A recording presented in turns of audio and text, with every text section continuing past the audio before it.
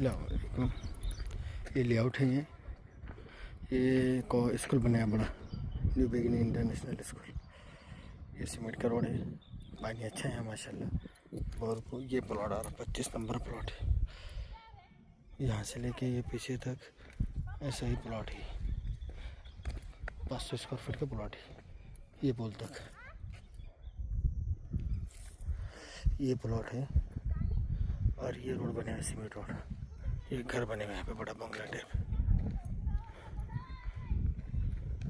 ये सीधा रोड है इसको, ये जो तार जा रही है ना, तार के ऊपर से सीधा रोड आ रहा है। 25 फीट का रोड इसको एंट्री का। आगे से एक रोड आ रहा। ये कॉलेज आरोमद इंजीनियरिंग कॉलेज।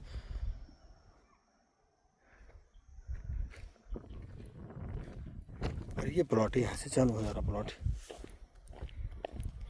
ये पोल से लेके